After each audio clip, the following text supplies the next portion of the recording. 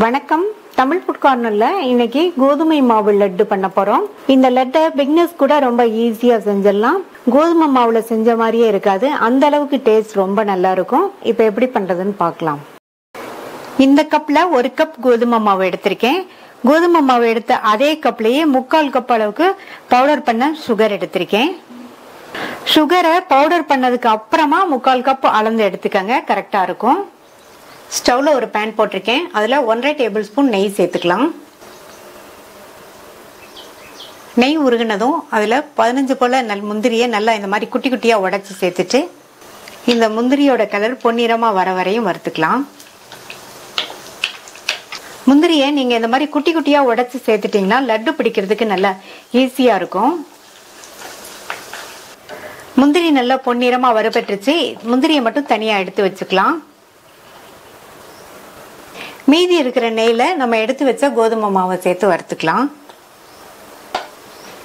மிதமான தீயில வச்சு நல்லா கைவிடாம வறுத்துக்கங்க. இந்த கோதுமை மாவு வறுக்கிறதுக்கு அடிக்கனமான பாத்திரம் எடுத்துக்கங்க, அப்பதான் மாவு கருகிராம நல்லா வறுபடும். இந்த லட்டுக்கு மாவு வறுக்கிறது தான் ஒரு முக்கியமான ஸ்டெப். கைவிடாம இந்த மாதிரி பக்கத்திலே இருந்து மாவு கருகிராம இந்த மாவு வந்து நல்ல வாசனை வர வரையும் வறுத்துக்கணும். அப்பதான் லட்டு நல்ல வாசனையா சுவையா இருக்கும். மிதமான தீயில வச்சு ஒரு 7ல இருந்து 8 நிமிஷம் வறுத்தீங்கன்னா நமக்கு சரியா இருக்கும். கோதுமை மாவு நெய்லயே நல்லா வறுபட்டு நல்ல ஒரு வாசனை வந்துட்டு இருக்கு. பச்சை வாசனை கொஞ்சம் கூட தெரியாம இந்த அளவுக்கு நல்லா வறுத்துக்கணும். அடுத்து ஸ்டவ் ஆஃப் பண்ணிட்டு நம்ம பவுடர் பண்ண சுகர் இதுல சேர்த்துடலாம். மாவு சூடா இருக்கும் போதே இந்த பவுடர் சுகரை சேர்த்துட்டு நல்லா இந்த மாதிரி ஒண்ணு போல மிக்ஸ் பண்ணி விட்டுக்குங்க. நம்ம வறுத்த மாவு சூடா இருக்கும் போதே சேர்த்துடணும். அப்பதான் நமக்கு நல்ல லட்டு பிடிக்கிற பக்குவம் கரெக்டா இருக்கும்.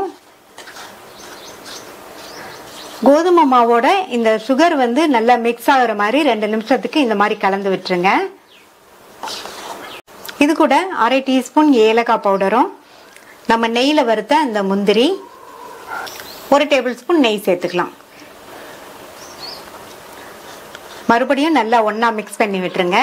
நம்ம இந்த ஏலக்காய் பவுடர், முந்திரி, நெய் எல்லாமே நல்லா சூடா இருக்கும் போதே சேர்த்துடணும். இப்ப இதை வேறொரு பவுலுக்கு மாத்திட்டு கை பொறுக்கிற சூடு வர வரைக்கும் ஆற விட்டுறலாம். மாவு பாத்தீங்கன்னா கை பொறுக்கிற அளவு சூடு இருக்கு.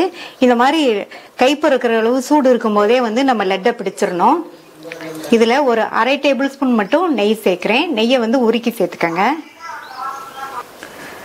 நெய் சேர்த்துட்டு நல்லா மிக்ஸ் பண்ணி விட்டுட்டு நம்ம லட்டு பிடிச்சிடலாம். இப்ப இதுல இருந்து கொஞ்சம் கொஞ்சமா எடுத்து லட்டு பிடிச்சிடலாம். நல்லா இந்த மாதிரி டைட்டா அழுத்தி பிடிச்சுக்கங்க. தேவைப்பட்டா நீங்க இன்னும் கொஞ்சம் கூட நெய் சேர்த்துக்கங்க. நம்ம முந்திரியை உடைச்சு போட்டிருக்கிறதுனால லட்டு பிடிக்கிறதுக்கு நல்லா ஈஸியா இருக்கு. நிறைய முந்திரி சேர்த்தோம்னா நமக்கு சாப்பிடும் போது நல்லா டேஸ்டா இருக்கும்.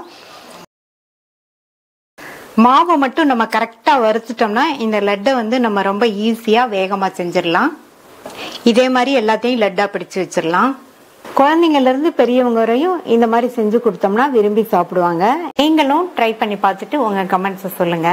இதுவரைக்கும் தமிழ் ஃபுட் கார்னர் சேனலை சப்ஸ்கிரைப் பண்ணாதவங்க சப்ஸ்கிரைப் பண்ணிட்டு பக்கத்தில் உள்ள பெல் பட்டனை கிளிக் பண்ணிக்கங்க. தேங்க்யூ.